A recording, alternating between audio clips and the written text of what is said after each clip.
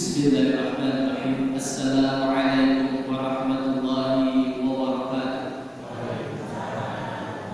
Alhamdulillahirabbil alamin. Allahumma shalli wa sallim ala sayyidina Muhammadin wa ala alihi wa sahbihi ajma'in. Rabbi shrah li sadri wa yassir li amri wahlul 'uqdatam min lisani yafqahu qawli. Amin. Amma ba'd. Hadratil muhtaramin, para alim, para kiai, para dipunyai tokoh masyarakat, wabil khusus Bapak Ketua Takmir Masjid Al-Barakah, Budi Pak Ketua Nipun Pak Takmin oke, Pak Takmin jenengan ya? Umroh. Alhamdulillah. Mungkin Bapak-bapak, ibu-ibu, hadirin hadirat, kaum muslimin muslimat yang insyaallah dimuliakan Allah Subhanahu wa taala. Puji syukur kehadirat Allah dengan mengucapkan alhamdulillahirabbil. Hari ini kita semua bisa hadir di masjid yang penuh barakah ini, di masjid yang megah ini, dalam rangka apa nih? Kajian rutin setiap subuh. Mudah-mudahan kegiatan kita hari ini diterima oleh Allah. Mudah-mudahan diberkahi oleh Allah. Mudah-mudahan kita semua yang hadir di sini senantiasa diberikan kekuatan iman dan kesehatan.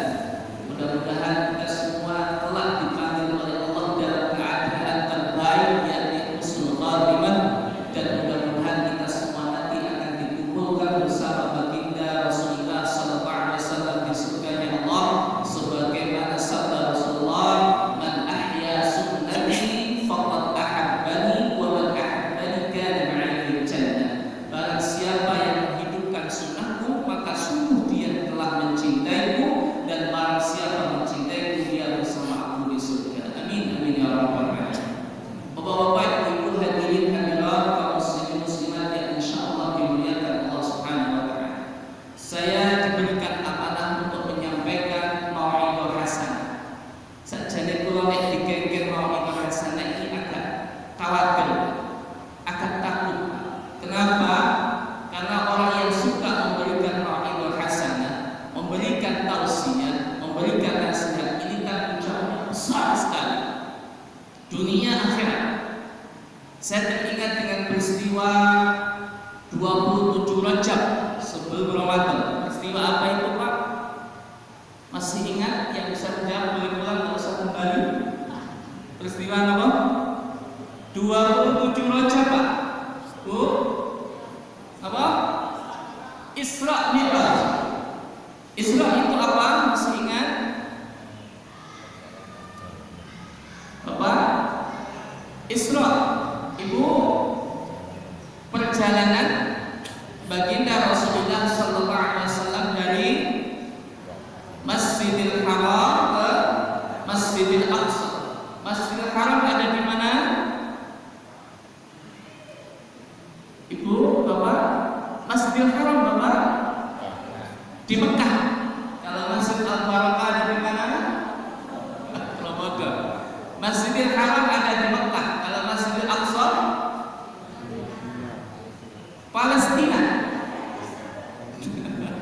Mana-mana ini sambil maklumat, sambil belajar. Masjidil Haram ada di Mekah, Masjidil Aqsa ada di Palestina. Kisah ini diabadikan oleh Allah Subhanahu wa taala dalam surat Al-Isra ayat 1 yang berbunyi Bismillahirrahmanirrahim. Subhanalladzi asra bi'abdihi lailan minal masjidil haram ilal masjidil aqsa alladzi barakna hawlahu linuriyahu min ayatina innahu was-sami'ul basir. Maha suci Allah yang telah menjalankan hambanya dari Masjidil Haram ke Masjidil Aqsa pada malam hari.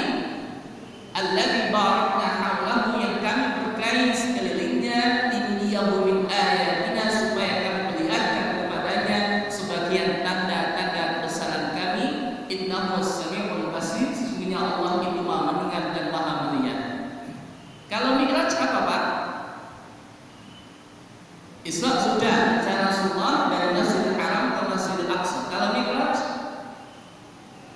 Bapak? Ibu? Nama Bu?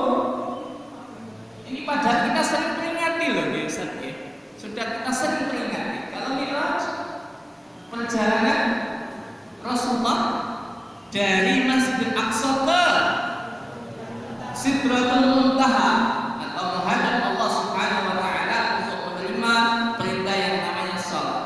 Di langit pertama bertemu dengan Nabi Adam. Di langit kedua bertemu dengan Nabi Yahya dan Nabi Isa. Di langit ketiga bertemu dengan Nabi Sinten? Yusuf. Di langit keempat bertemu dengan Nabi Harun. Di langit kelima bertemu dengan Nabi Musa. Di langit kelima bertemu dengan Nabi Harun. Di langit keempat bertemu dengan Nabi Idris. Di langit kelima bertemu dengan Nabi Harun. Di langit keenam bertemu dengan Nabi Musa. Dan di langit ketujuh bertemu dengan Nabi Ibrahim alaihissalam. Kita ulangi lagi. Langit pertama bertemu dengan Nabi Adam. Langit kedua Nabi Yahya dan Nabi Isa. Langit ketiga Nabi Yusuf. Langit keempat Nabi Idris. Langit kelima Nabi Harun. Langit keenam Nabi Musa. Langit ketujuh Nabi Ibrahim alaihissalam. Ketika peristiwa Isra Mi'raj ini Bapak Ibu, ternyata Rasulullah SAW juga digambarkan, diperlihatkan dengan sekelompok orang. Ini kalau dalam satu riwayat Ustaz sekitar ada 12 gambaran. Lah, salah satunya adalah berkaitan dengan orang yang ahli nasihat, ahli khutbah, ahli mau'izah hasanah. Apa yang dilihat oleh Rasulullah dalam riwayat yang diriwayatkan oleh Tirmizi, Rasulullah bersabda, "Ra'aitu lailata usriya bi rijalan tuqradu syafahum bi maqarid min nar." Saya melihat di malam Isra Mi'raj sekelompok orang tuqradu syafahum, yang dipotong lidahnya. Saya tidak bisa membayangkan Pak, seandainya lidah kita dipotong. Ketika dipotong, tumbuh lagi, dipotong lagi, tumbuh lagi, dipotong lagi, tumbuh lagi, dan seterusnya. Kemudian Rasulullah SAW bertanya kepada Jibril, "Ya Jibril, man haula?" Wahai Jibril, siapa mereka? Jibril kemudian menjawab, "Hum khataba'u ummatika ya'muruna an-nasa bil birri wa yansawna anfusahum." Mereka itu ya Muhammad adalah orang yang ahli khutbah, ahli berpidato, ahli nasihat. Mereka memerintahkan kepada manusia kebaikan, tapi dia lupa dengan dirinya. Jadi kalau bahasa kita, apa yang diucapkan tidak sesuai dengan apa yang dilakukan, Pak. Lah ini apa namanya, resikonya berat. Tanya saya agak takut Ustaz, agak grogi Ustaz. Saya panjangan kemarin minta saya untuk datang ke sini, datang enggak. Tapi walaupun begitu Bapak Ibu, kita niatkan semuanya untuk thalabul ilmi, untuk mencari ilmu. Insyaallah kalau segala sesuatu yang kita niatkan untuk thalabul ilmi, maka dengan siapapun, kondisi apapun dan bagaimanapun, insyaallah pasti didengarkan. Bapak Ibu yang dirahmati Allah Subhanahu wa taala, di antara keistimewaan dalam hidup ini adalah tatkala Allah memberikan kita kemudahan untuk melakukan kebaikan-kebaikan. Saya ulang lagi. Salah satu keistimewaan, salah satu keberkahan, salah satu keistimewaan tatkala Allah memberikan kita dalam hidup ini kebaikan-kebaikan, untuk kemudahan-kemudahan untuk melakukan kebaikan-kebaikan. Orang yang mudah sekali untuk melakukan kebaikan, ketaatan, itu bukti bahwasanya orang itu dicintai oleh Allah Subhanahu wa taala. Ya, saya ulangi lagi. Orang yang mudah untuk melakukan kebaikan, melakukan ketaatan, itu adalah bukti bahwasanya orang itu dicintai oleh Allah Subhanahu wa taala. Ini sebagaimana sabda Rasulullah, "Idza aradallahu bi'abdin khairan ista'malahu." Qalu, "Wa kaifa yasta'milu ya Rasulullah?" "Yuwaffiquhu li'amalin shalihin qabla mautih." Bila seseorang dikehendaki baik oleh Allah, bila Allah mengendaki kebaikan pada diri seseorang, maka Allah akan membuatnya dia beramal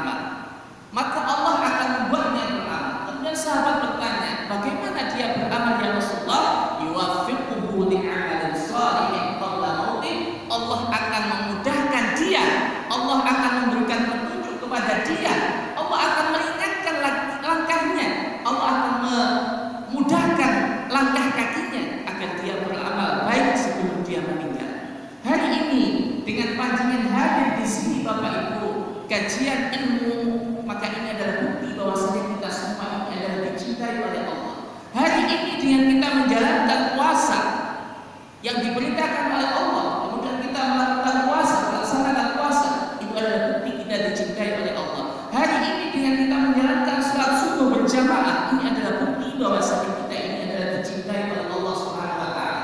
Maka seyogianya kecintaan Allah ini kita pertahankan. Maka seyogianya kita senantiasa istiqomah dalam kebaikan. Sakit ya? Sakit Bapak? Sakit Ibu? Mudah-mudahan kita termasuk orang yang dicintai oleh Allah Subhanahu wa taala. Amin ya Allah. Bapak Ibu yang dirahmati Allah Subhanahu wa taala, di antara kebaikan yang harus senantiasa kita upayakan, kita istiqomahkan, yang pertama adalah kita senantiasa belajar. Kita senantiasa menuntut ilmu, Pak. Kenapa? Karena aktivitas menuntut ilmu ini adalah salah satu jalan yang kita itu nanti didekatkan oleh Allah dengan surganya Allah. Saya ulangi lagi. Aktivitas menuntut ilmu kita hari ini atau mungkin di kajian yang lain atau tempat yang lain, ini adalah salah satu jalan kita dimudahkan dekat dengan surganya Allah. Ini sebagaimana sabda Rasulullah, "Man salaka tariqan yaltamisu fihi 'ilman." Lanjutannya mau Ustaz? Lanjutannya? Man salaka tariqan yaltamisu fihi 'ilman, sahhalallahu lahu tariqan fil jannah. Barang siapa yang berjalan di suatu jalan yang itu ada hubungannya dengan ilmu, maka Allah akan memudahkan dia masuk surga. Mudah-mudahan kita masuk ya. Oke, saya pesan pada panjenengan, pada adik-adik saya, ada adik-adik ini.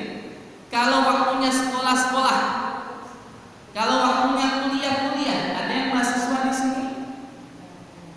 Ada Pak? Tidak ada. Kalau panjenengan guru, mengajarlah. Ada yang guru? Ada yang dosen? Betul? Ada yang mengajar TPT? Tidak ada. Bu yang mengajar TPT Bu. Oh jenengan. Ketika waktunya mengajar Bu, ngajar Bu. Misalkan jam 4, waktunya ngajar Bu. Kenapa? Karena majelis ilmu itu subhanallah luar biasa keberkahannya. Dalam satu riwayat yang lain, Rasulullah SAW bersabda, "Inna lillahi malaikatan yatufuna fil turuq, fa idza wajadu qauman yadhkuruna Allah, tanadaw halummu ila hajatikum, halummu ila hajatikum." Inna lillahi malaikatan, sesungguhnya Allah itu mempunyai banyak malaikat, yatufuna fil turuq, yang tugasnya Pak, Ibu di jalan-jalan. Apa yang mereka lakukan? Apa yang mereka laksanakan? Hum yaltamisuna ahlal ilmi, hum yaltamisuna ahlal dzikri. Mereka mencari Pak majelis-majelis ilmu, majelis-majelis zikir. Ketika mereka mendapati Pak di satu tempat di Masjid Al-Barakah misalnya ada kajian ilmu, ada majelis zikir, maka apa yang mereka katakan kepada kawannya? Halummu ila hajatikum, halummu ila hajatikum. Kalau bahasa orang Pondok, come here, kemarilah. Fayahufuna bi ajnihatihim. Ketika mereka sudah kemari, fayahufuna bi ajnihatihim. Kemudian mereka mengelilingi panjenengan, mengelilingi majelis ilmu itu, bi ajnihatihim dengan sayap-sayapnya ila sama itu yang ketika dibentangkan ini memenuhi langit dunia. Dan ini hadisnya panjang. Kemudian setelah majelis ilmu itu selesai, dunia menujunya ila sama. Kemudian mereka naik ke langit. Kemudian Allah tanya kepada mereka, "Ya malaikati, madza fa'alu ibadi?" Wahai malaikatku, apa yang telah dilakukan oleh hamba-hambaku? Kemudian malaikat menjawab, "Ya Rabb, hum yastaghfirunaka, hum yumajjidunaka, hum yuhallilunaka, hum yuwahhidunaka." Ya Rabb, mereka memuji Engkau ya Rabb, mereka mengagungkan Engkau ya Rabb, mereka mengesahkan Engkau ya Rabb, mereka memuji Engkau ya Rabb. Kemudian di akhir hadis Allah bersabda, Allah mengatakan, Allah berfirman, "Ya malaikati ushidukum bi anni ghafartu lahum." Wahai malaikatku, saksikanlah bahwasanya aku mengampuni mereka. Kemudian ada malaikat yang tanya, "Ya Rabb, inna rajulan ja'a rajulan laisa minhum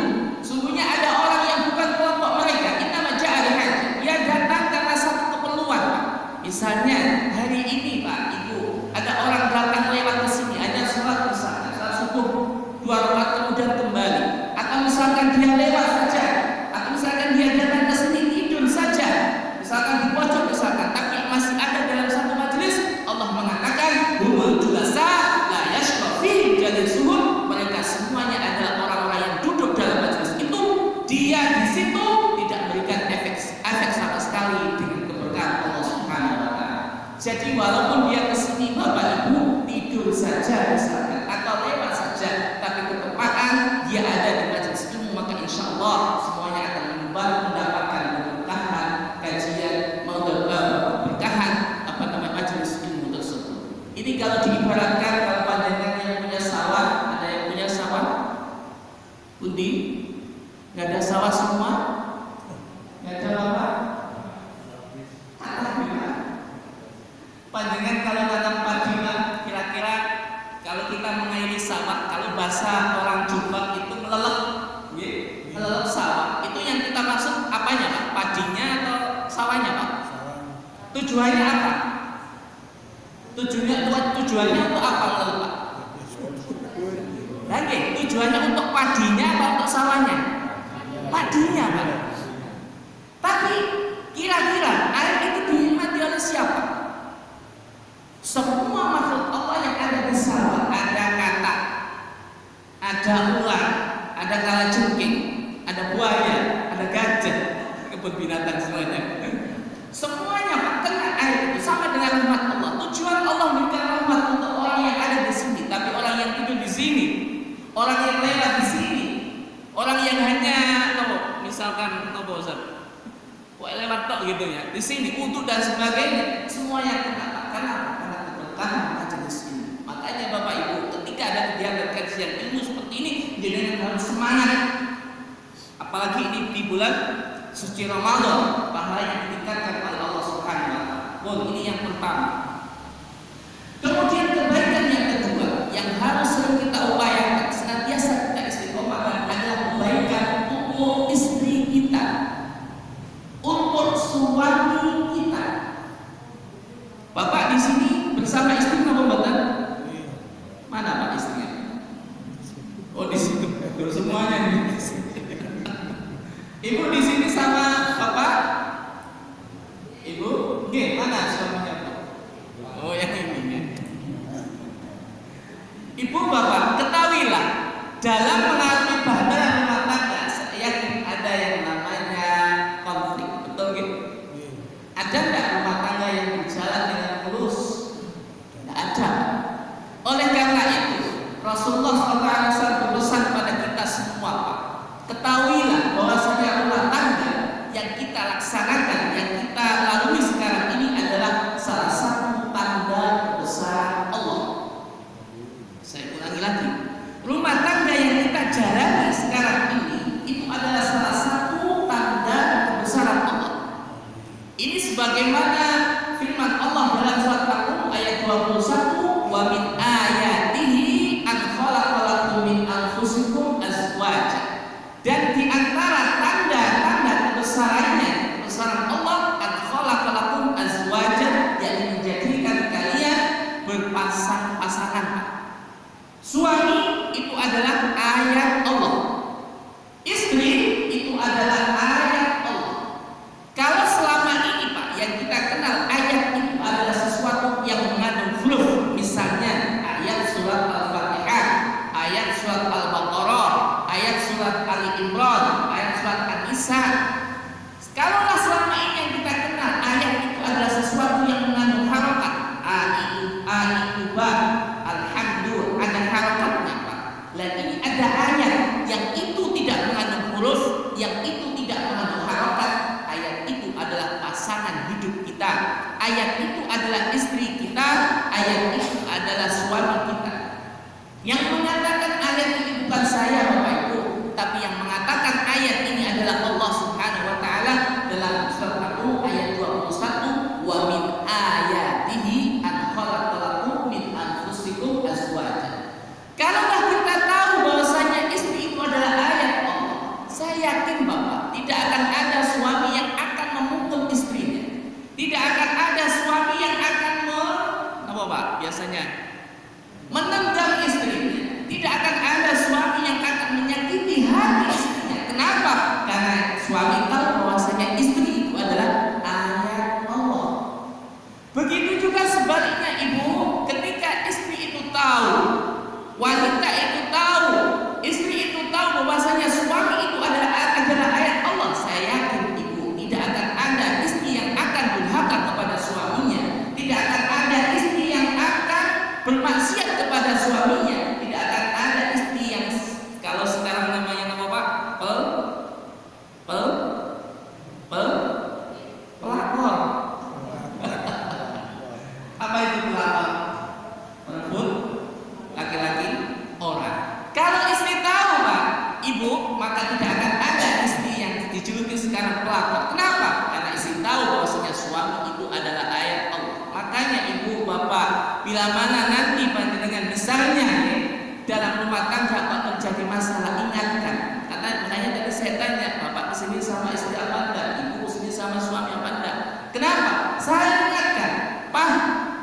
ayat Allah loh Pak. Aku ayat Allah loh Pak. Kalau dua-duanya saya tahu, maka saya yakin Bapak Ibu tidak akan ada yang namanya KJLD. Setidaknya bisa meminimalisir kekerasan dalam rumah tangga atau masalah dalam rumah tangga. Sakit dipahami ini Pak? Oh, itu yang kedua. Yang ketiga, kebaikan untuk anak-anak kita. Ini yang ketiga, kebaikan untuk anak-anak kita. Bapak Ibu yang dirahmati Allah Subhanahu wa taala. Panjenengan yang hadir di sini saya yakin pasti ingin mempunyai anak-anak yang berbakti, betul nggih? Anak-anak yang soleh-solehah, betul nggih? Anak-anak yang bisa memberikan manfaat kepada agamanya, betul nggih? Kita terkadang sudah berusaha Pak.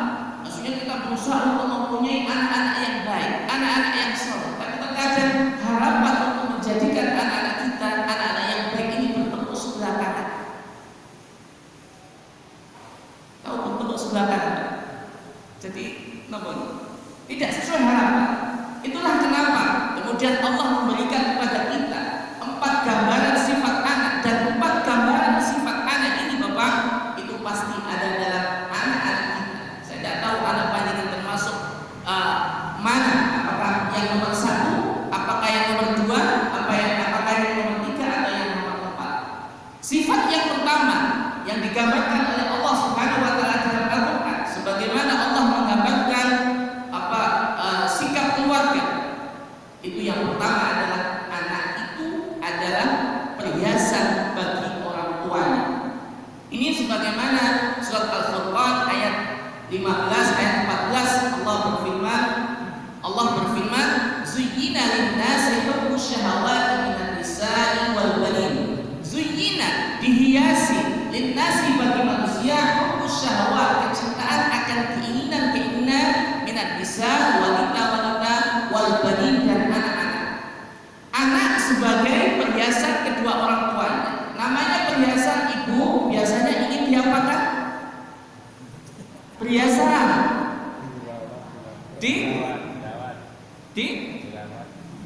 ditutuk apa?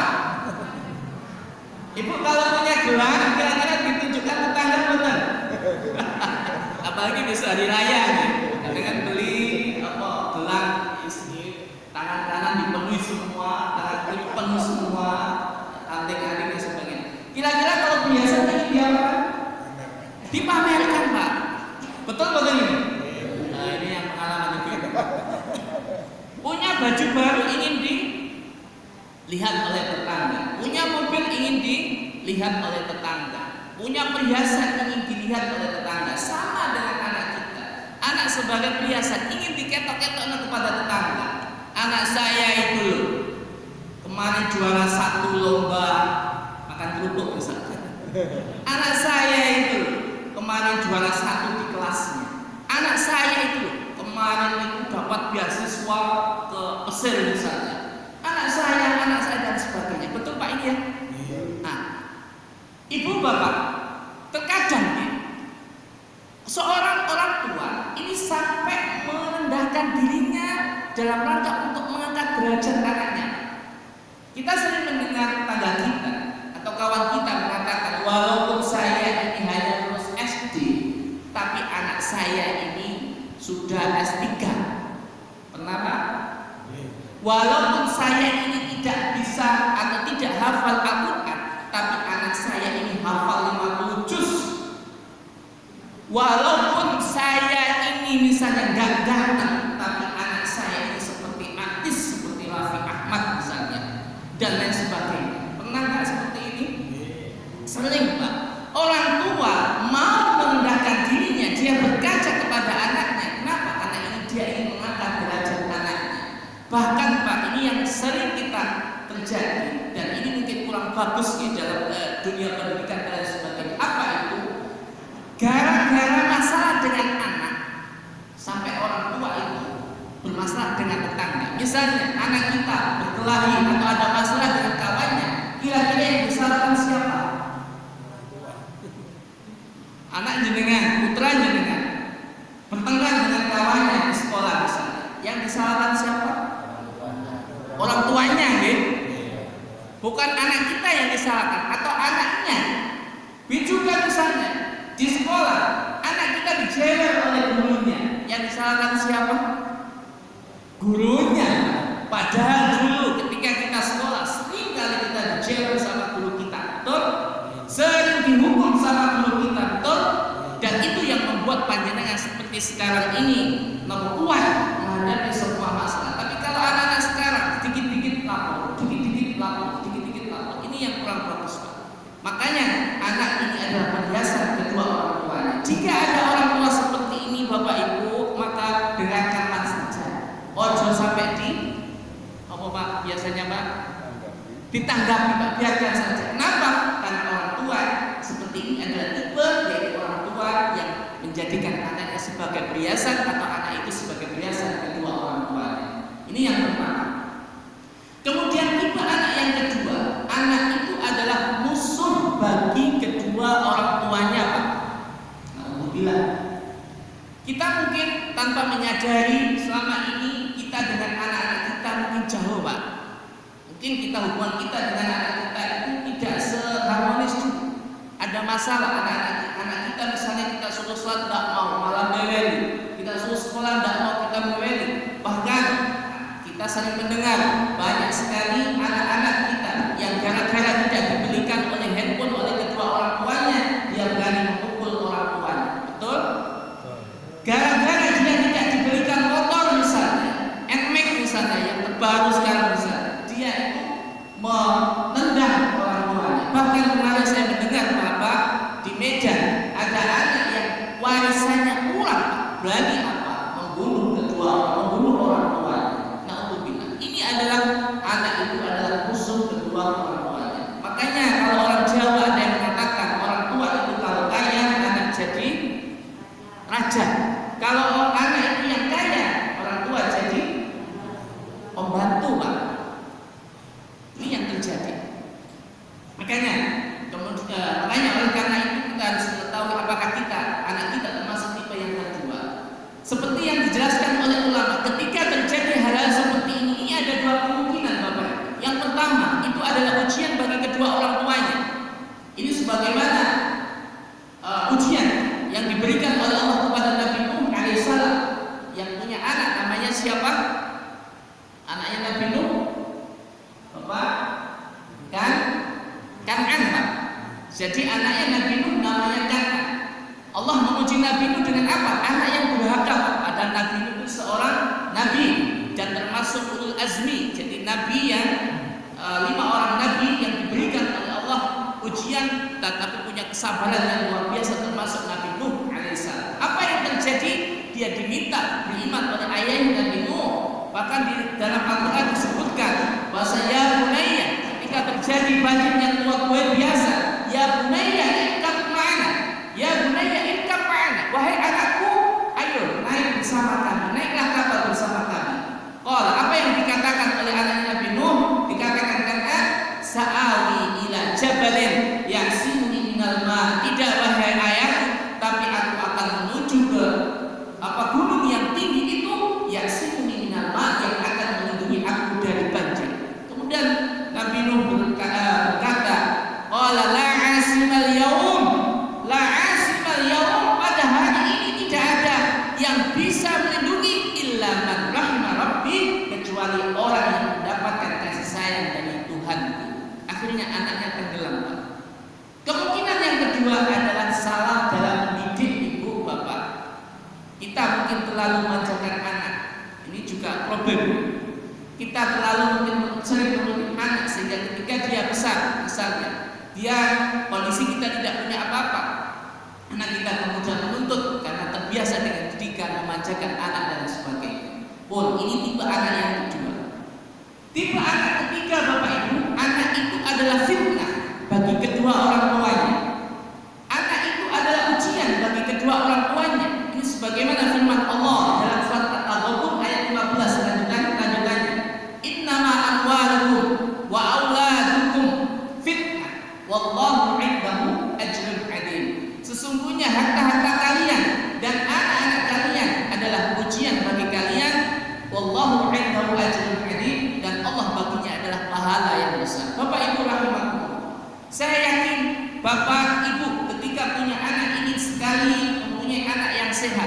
betul Pak?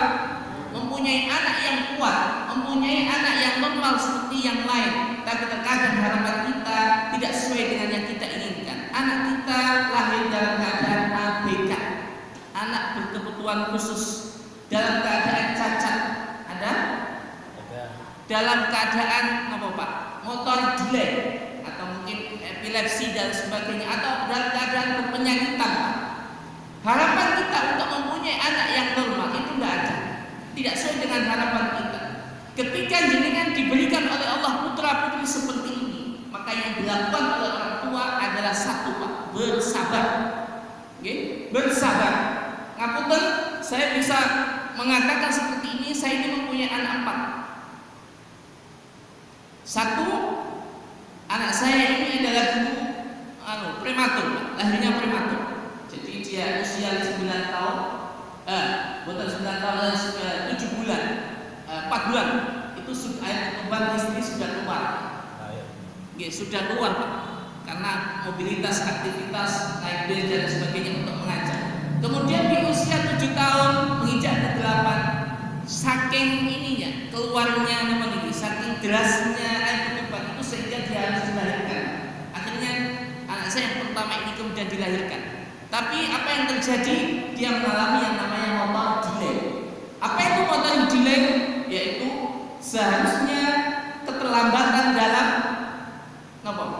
bergerak misalnya dia seharusnya dia bisa merangkak di usianya tapi dia belum bisa dipahami Pak? Ya, dia berbicara tapi dia seharusnya dia bisa berbicara tapi dia belum bisa. Dia seharusnya bisa berjalan tapi dia belum bisa Pak. Ini yang terjadi. Tapi subhanallah Pak, dia mempunyai kelebihan. Apa itu? Dia mudah sekali untuk menghafal khususnya Al-Quran. Hari ini dengan usianya yang masih 10 tahun dia sudah hafal 30 juz. Anak saya yang kedua juga prematur, tapi alhamdulillah normal. Yang ketiga, yang keempat juga normal. Yang pertama operasi sesar, yang kedua sesar, yang ketiga normal, dan yang keempat normal Pak, kelahiran normal. Subhanallah. Nah, ketika kita punya anak seperti ini, maka yang diharapkan orang tua adalah bersabar. Ketika bersabar apa? Wallahu indahu ajrun adim. Sungguhnya Allah baginya adalah pahala yang besar.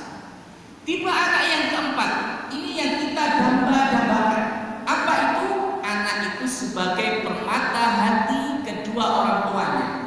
Inilah doa yang senantiasa kita ucapkan ketika kita sholat. Habis sholat, Rabbana hab lana, lanjutannya min azwajina, terus wa dzurriyyatina qurrata a'yun. Doa ini ada di surat Al-Furqan ayat 61. Rabbana hab lana, ya Allah berilah kami min azwajina, dari istri-istri kami, wa dzurriyyatina, dan anak keturunan kami. Rabbana hab lana min azwajina qurrata a'yun, sebagai permata hati, waj'alna lil muttaqina imama, dan jadikanlah kami imam atau pemimpin bagi orang-orang yang bertakwa. Anak yang keempat ini adalah anak permata hati bagi kedua orang tuanya. Bapak Ibu rahimahullah, pada kesempatan yang indah ini saya ingin mengajak panjenengan semua untuk kita sekarang mulai saat ini jihad Pak. Jihad untuk menjadikan anak-anak kita ini anak-anak yang berbakti, anak-anak yang soleh. Saya sebenarnya berharap hari ini panjenengan datang ke sini membawa anak-anak jenengan, mengajak mereka untuk sholat subuh. Kenapa tidak diajak Bapak Ibu? Film, main HP di rumah. Jangan tinggalkan, jangan biarkan Ibu. Mari hari ini kita mulai menyisipkan baju kita, menjadikan anak-anak kita menjadi anak yang soleh, anak yang berbakti Bapak Ibu. Kenapa? Karena orang tua yang diberikan oleh Allah anak yang berbakti Pak, itu dia akan diberikan oleh Allah 3 keistimewaan. Keistimewaan ini akan jenengan rasakan ketika di dunia, yang kedua ketika di alam barzakh, dan yang ketiga adalah nanti di akhirat. Anak-anak kita yang baik, yang soleh Bapak Ibu, ini oleh Allah Subhanahu wa Ta'ala diberikan kepada kedua orang tuanya ketika di dunia. Apa itu? Allah akan menjauhkan sifat yang itu sangat dibenci oleh Allah, yaitu orang tua yang raqub. Apa itu orang tua yang raqub? Siapa itu orang tua yang raqub? Rasulullah SAW pernah bertanya kepada sahabat, wahai sahabat, atadruna man raqub? Wahai sahabat, tahukah kalian siapa itu raqub? Kemudian sahabat menjawab, qalu alladzi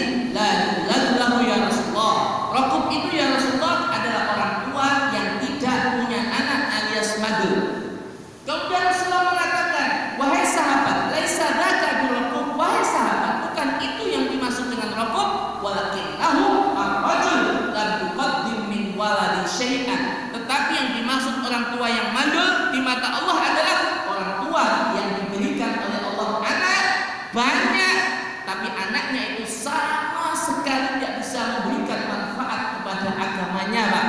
Terkadang kita punya anak, ketika mendengar suara azan Allahu Akbar, Allahu Akbar, dia malah asik dengan HP-nya, dia malah asik dengan TV-nya, dia malah asik dengan mainannya. Makanya saya berharap sekali Bapak Ibu, ketika ada kegiatan-kegiatan seperti ini, jangan ajak, Pak.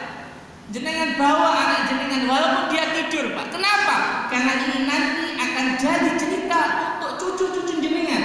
Sama dengan jenengan hari ini ketika dengan putra jenengan. Nah, Mbah Samel biyen ketika ada pengajian subuh, ibu digowo. Walaupun ibu guru nang masjid. Begitu juga dengan bapak. Nah, Mbah Samel, Mbah Lanang Samel biyen ketika ada kajian, ketika ada fakir Quran, bapak itu selalu dibawa. Jadi akan turun-turun, Pak. Dan itu nanti akan menjadi jariah panjenengan. Saged, Pak? Ibu saged betul. Kalau ada kegiatan apapun yang itu bernuansa agama, ikutkan, Pak. Lomba azan, ikutkan walaupun suaranya pas-pasan. Lomba qiraah kalau dia punya basic, ikutkan, Pak. Atau kalau di masjid dulu ada namanya tidur di masjid. Di sini ada. Kalau puasa, Pak, anak-anak tidur di masjid. Mau tanya kan? Istilahnya takbir ini. Kalian sebenarnya kenapa? Karena itu untuk melatih dia supaya kita tidak termasuk orang yang dicap oleh Allah, orang tua yang buruk atau orang yang mandul. Kenapa? Karena dia diberikan anak, tapi anaknya itu sama sekali tidak bisa memberikan manfaat kepada agama Islam. Yang kedua, orang tua yang mempunyai anak yang baik, yang soleh, ini nanti akan panjenengan nikmati ketika di alam barzakh. Ketika panjenengan nanti sudah meninggal, Pak, Ibu, apa yang akan kita nikmati? Idza mata ibnu Adam, inqata'a amaluhu illa min salasin. Ketika manusia ini meninggal, maka terputuslah semua amalnya kecuali 3. Yang pertama, shadaqatin jariyatin, sedekah jariyah. Yang kedua, ilmin yuntafa'u bihi, ilmu yang bermanfaat. Dan yang ketiga adalah waladin sholihin yad'ulah, anak yang soleh yang berdoa kepada kedua orang tuanya. Panjenengan apa tidak kepingin Bapak Ibu ketika nanti kita di alam barzakh, anak kita berdoa mendoakan kita, ya Allah, mugi-mugi orang tua saya tenang di sana, diberikan kebaikan di sana. Pengen nama boten, Pak? Maka mulai saat ini, Pak, kita jihad menjadikan anak kita anak yang soleh. Kenapa Rasulullah memberikan sifat waladin sholihin? Ingat, kenapa Rasul tidak mengatakan waladin yad'ulah, anak yang berdoa kepada kedua orang tuanya, tapi waladin sholihin, sifat soleh di sini. Kenapa? Karena tidak semua anak kita yang berdoa kepada Allah, ya Rabb, ya Rabb, doanya diterima oleh Allah Subhanahu wa taala. Kenapa? Karena banyak di antara anak-anak kita yang bermaksiat kepada Allah, banyak anak-anak kita yang durhaka kepada Allah, sehingga ketika dia berdoa kepada Allah, doanya itu tidak tembus ke langit. Ini sebagaimana mendung yang menghalangi sinar matahari masuk ke bumi. Jadi maksiat ini berpengaruh, Pak. Bapak Ibu, panjenengan yang punya anak-anak yang sudah menginjak remaja, yang remaja, perhatikan, apalagi putri, perhatikan auratnya Ibu. Bapak, perhatikan auratnya, apalagi kalau dia sudah SMP dan sebagainya. Perhatikan auratnya, perhatikan pakaiannya. Kalau ini panjenengan biarkan, kalau panjenengan biarkan itu, saya takut kita ini termasuk orang tua yang dikatakan oleh Rasulullah at-tayyus. Rasulullah SAW pernah suatu hari di hadapan sahabat menyampaikan suatu, la yadkhulul jannata at-tayyus, la yadkhulul jannata at-tayyus, sampai 3 kali, la yadkhulul jannata at-tayyus, tidak akan masuk surga at-tayyus, tidak akan masuk surga at-tayyus. Kemudian Rasulullah sahabat bertanya, wa mad tayyus ya Rasulullah? Alladzi yuqiru su'a ala ahlihi. Tayyus itu adalah orang yang membiarkan kemaksiatan, kedurhakaan agar di rumahnya. Makanya Ibu Bapak, ketika ada kemaksiatan di rumah kita, segera hilangkan itu. Anak kita yang menjak remaja atau misalkan ke rumah membawa calonnya, misalnya kalau dia belum waktunya, tanya, jangan dibiarkan di rumah. Kenapa? Karena layak rumahnya ahadun. Janganlah engkau bersepi-sepian, berduaan dengan seorang wanita yang bukan mahramnya. Fa inna salisuha, ada yang mengatakan fa inna salisuha asyaitan, karena yang ketiga adalah setan. Karena ketika ada 2 orang pemuda terus ke sana. Makanya ini perlu kita segera kita hilangkan. Ini yang kedua. Yang ketiga Bapak Ibu yang akan kita nikmati ketika punya anak yang baik, yang soleh adalah nanti ketika kita di akhirat. Apa yang akan kita peroleh? Dalam riwayat Muslim umumnya karena hadisnya panjang, anak-anak kita yang soleh, yang berbakti kepada orang tua, ini nanti hisabnya ringan Pak. Fasawfa yuhasabu, lanjutannya hisaban yasir. Fasawfa yuhasabu hisaban yasir. Dia akan dihisab dengan hisab yang ringan. Ada 3 kondisi nanti kita itu tidak akan ingat sama siapapun Pak. Yang pertama, la yaqulu ahadun ahada fi salasin mawad. Kita tidak akan ingat pada orang lain, pada orang tua kita, pada anak kita, pada suami kita, pada sahabat kita di 3 tempat. Yang pertama, indah sirat, ketika kita melewati siratal mustaqim, kita tidak akan ingat siapapun. Kemudian yang kedua, indah hisab, ketika kita dihisab oleh Allah. Dan yang ketiga adalah indah waktu kitab, ketika kita diberi oleh Allah buku catatan amal. Kondisi 3 ini kita tidak akan ingat sama siapapun. Lah anak-anak kita yang sholat, yang berbakti, ini nanti lewat Pak 3, sirat lancar, hisab bagus, buku catatan amal tuntas. Maka tidak ada yang lain yang layak untuk anak-anak kita kecuali surganya Allah Subhanahu wa taala. Dalam riwayat Muslim Allah kemudian mengatakan, wahai anak-anak soleh, udkhulul jannah. Wahai anak-anak soleh, masuklah engkau ke surga. Kemudian anak-anak kita ini Bapak Ibu berbondong-bondong ke surga. Mereka ada di pintu-pintu surga. Kemudian ketika mereka melihat di dalam, maka orang yang pertama kali yang diingat adalah panjenengan, adalah kedua orang tuanya. Ketika mereka melihat ke surga, ke dalam, kok di situ tidak ada jenengan, mereka kemudian berderet di pintu-pintu surga. Kemudian Allah mengatakan lagi, wahai anak-anak soleh, masuklah ke surga. Udkhulul jannah. Wahai anak-anak soleh, udkhulul jannah. Kemudian mereka mengatakan dengan tegas, ya Rabb, ya Rabb, lan nadkhulal jannah hatta yatiyana abahuna wa ummahatuna. Ya Allah, ya Tuhan kami tidak akan masuk surga sampai datang kepada kami ayah-ayah kami dan ibu-ibu kami. Panjenengan yang masih di belakang Bapak Ibu. Kemudian karena berkat permintaan anak-anak kita yang soleh, dalam riwayat Muslim diringankan Pak, sirat lancar, dipercepat, sirat lancar, buku catatan amal bagus, hisabnya berat. Kemudian Allah dipertemukan dengan panjenengan. Allah kemudian mempertemukan panjenengan dengan anak-anak panjenengan. Kemudian panjenengan dipersilakan oleh Allah untuk masuk surga bersama anak panjenengan. Ini adalah keistimewaan kalau kita punya anak yang baik, anak yang berbakti. Karena anak itu adalah investasi terbesar bagi orang tuanya. Oleh karena itu Bapak Ibu, mari hari ini Bapak Ibu kita jia. Bukan panjenengan saja, tapi juga saya. Pak Ustadz Anang, berapa putranya? 10. Oh 4, sama dengan saya. Yang punya putra 4 siapa Bu? Ada enggak? Punya putra 4 atau lebih dari 4? Saya yakin ketika setelah selesai ini panjenengan ingin buat anak lagi. Sampun, matur mawon nggih. Mudah-mudahan ada manfaatnya. Nggih, Ustaz. Masih ada waktu. Sampun nggih? 10 menit lagi. Sampun. Apa yang harus kita lakukan kalau kita ingin mempunyai anak yang baik Pak? Ini saya juga berusaha untuk itu Pak. Yang pertama itu, ini tips. Saya juga berusaha. Apa itu? Solehkan diri panjenengan. Perbaiki diri panjenengan. Kalau orang Jawa mengatakan anak itu tidak jauh dari, atau kacang tidak jauh dari lanjarannya. Anak tidak akan jauh dari orang tuanya. Anak kita itu adalah karakter kita, ada sifat kita, entah itu dari pihak suami atau dari pihak istri. Solehkan diri panjenengan. Kalau kita selama ini Bapak Ibu, apalagi kalau kita belum menikah, kalau kita mau menikah, maka perbaiki diri kita. Kenapa? Karena nanti ada hubungannya dengan anak kita. Namun kalau kita sudah terlanjur menikah dan punya anak, ternyata anak kita kok bermasalah dan sebagainya, maka solehkan diri jenengan. Saya ini kayaknya punya dosa apa ya? Kalau panjenengan misalkan sering menghina orang, hentikan hinaan itu. Kalau panjenengan sering menggosok, nah ini hati-hati nih, gosok sandalnya tetangga misalnya di masjid, bawa sandal jepit pulang sandal kulit misalnya, maka itu hilangkan. Jadi kebiasaan-kebiasaan yang jelek ini jenengan hilangkan. Kenapa? Dalam rangka untuk mensolehkan diri kita. Imam Abu Hanifah mengatakan anak itu tergantung dengan sahibul mal wa sahibul rahm. Anak itu tergantung dari orang yang mempunyai mak. Dalam hari ini ada laki-laki. Mak di situ diartikan sperma. Wa sahibul rahm berarti ibu, orang yang mempunyai rahim. Jadi tergantung dari keduanya. Kalau orang tuanya soleh, insya Allah anaknya juga akan soleh. Ini yang pertama. Kemudian yang kedua, ibu, jaga hubungan kita dengan kedua orang tua kita.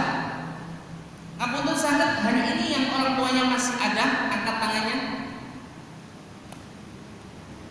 Masih ada nggih? Jaga hubungan panjenengan dengan kedua orang tua panjenengan. Kenapa?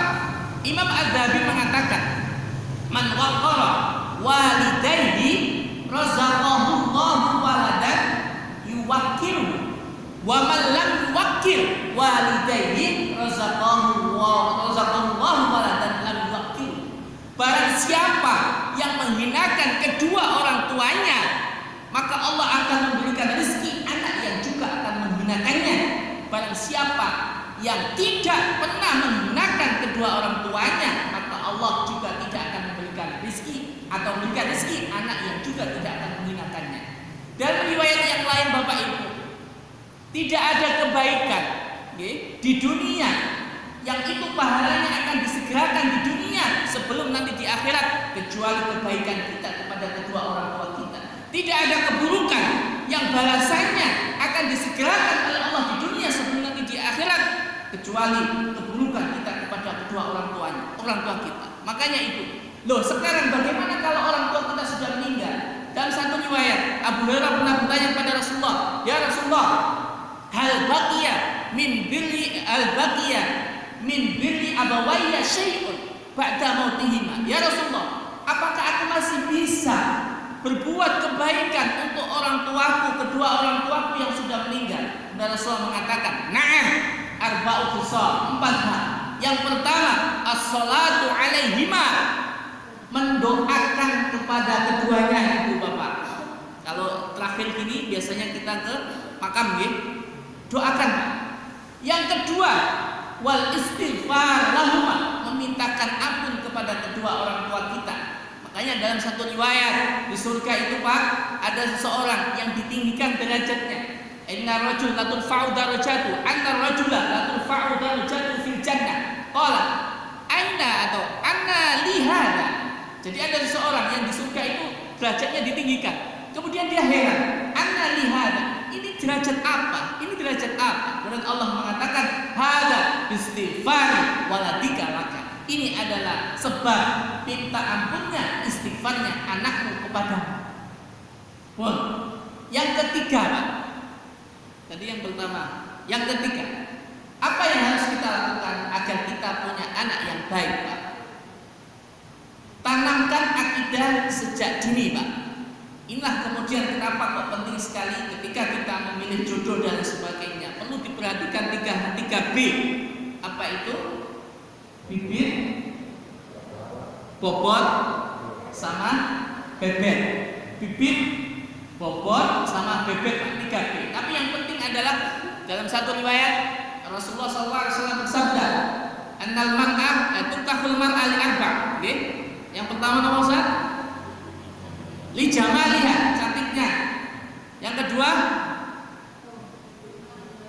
lima liha, hartanya. Yang ketiga, li hasabiha, nasabnya Pak. Kemudian yang keempat, li diniha, untuk agamanya.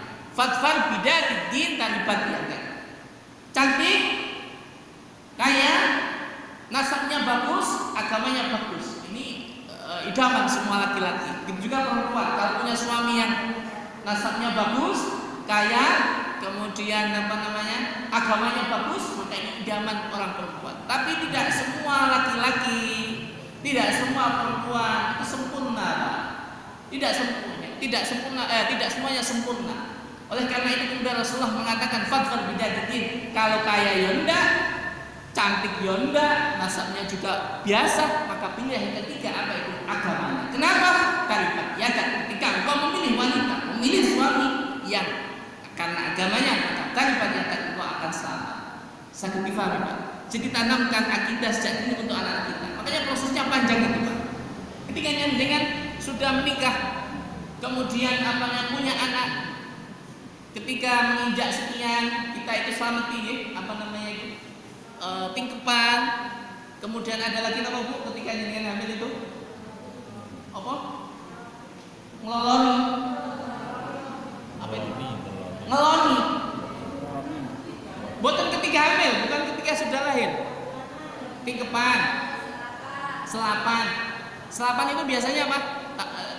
Bulan berapa? 6 hari Pak? 36. Oh 36 hari, itu selapan ya. Apa yang dilakukan ketika selapan?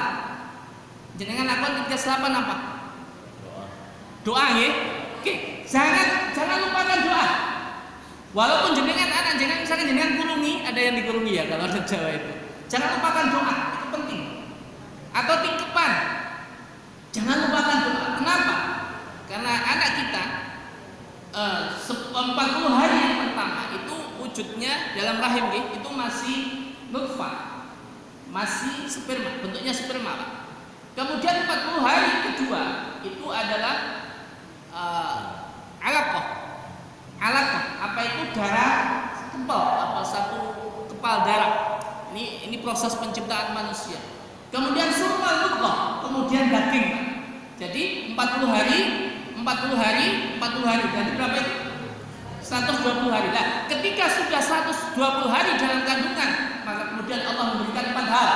Yang pertama, rizkinya, yang kedua adalah ajalnya, yang ketiga adalah kehidupannya, yang keempat adalah kebahagiaannya. Jadi 4 hal ini. Makanya ketika 120 hari atau yang kita lakukan, kita laksanakan dengan kata tingkepan, itu dengan usahakan berdoa di situ. Biasanya kita baca apa? Surat Maryam. Ini kalau anaknya laki-laki dibacakan surat Maryam. Tapi kita tidak tahu nih. Kita berharap pada Allah semoga kita ketika anak kita dibacakan surat Yusuf, katanya seperti Nabi Yusuf. Dibacakan surat Maryam, cantiknya seperti surat Maryam. Karena kita tidak tahu kemudian lalu kita membaca dua itu. Betul apa? Ini ikhtiar kita Pak. Ini proses. Jadi tanamkan akidah sejak dini. Ketika lahir, apa yang kita lakukan? Lahir Pak, baru lahir. Itu apa? Adzan. Supaya apa? Awwalu ma yusma. Dalam pertama kali yang didengar oleh anak yang baru lahir kalam Allah, yaitu adzan. Adzan di telinga kanan, iqamah di telinga. Makanya ibu bapak ketika anak dengan lahir usahakan ayahnya ada di tempat. Ayahnya ada di tempat supaya apa? Ketika anak sudah lahir bisa dengan langsung adzani, bukan di bawah susternya. Saya takutnya di bawah suster pun diapa-apakan gitu dan sebagainya. Pertama, kenapa? Awwalu ma yusma al-adzan, supaya pertama kali yang didengar oleh anak kita itu adalah adzan. Bon ya, ini tanamkan akidah sejak dini. Yang keempat, yang terakhir, waktunya sudah habis. Oh ini. Doakan. Doa. Terutama ibu Pak. Hati-hati ibu. Apa yang jenengan ucapkan untuk anak jenengan itu kalau bahasa Jawa mandi. La yaqulanna illal khair. Janganlah engkau berbicara kecuali hal-hal yang baik. Fa innal malaikata yu'minuna ma alamatakum. Janganlah engkau berbicara kecuali hal-hal yang baik. Kenapa? Karena malaikat itu akan mengamini apa yang kau ucapkan. Terutama ibu, hati-hati. Ini ada satu cerita singkat mawon di Saudi Pak. Itu ada seorang ibu yang saking mantelnya, saking jengkelnya dengan anak-anak yang mengatakan, dasmu pecah. Kalau bahasa Arab, ini bahasa Jawanya yang katanya, kepalamu pecah. Kemudian apa yang terjadi? Anaknya ibu ketika bekerja, mukawil ya, seorang kontraktor di sebuah apartemen, dihantam Pak kepalanya dengan apa nih? Pecahan dinding atas hancur Pak. Itu kenapa? Karena doa ibunya, karena ucapan ibunya. Makanya orang Jawa mengatakan ucapan ibu itu adalah doa, adalah mandi. Makanya yang sekali lagi saya katakan la yaqulanna ilal khair fa innal malaikata yu'minuna ala ma taqul. Janganlah mengucapkan kecuali hal yang baik karena malaikat itu akan mengamini ini apa yang engkau ucapkan. Begitu Bapak Ibu ya, mudah-mudahan ada manfaatnya. Ngapunten sangat bila ada sikap kata dan sebagainya kurang berkenan di hadapan jenengan. Dan ini insya Allah untuk pertama kalinya ya Ustaz saya di sini. Yang Ustaz Anang ini adalah kawan saya, beliau luar biasa. Nanti panjenengan bisa belajar ke beliau, orangnya good. Mudah-mudahan ada manfaat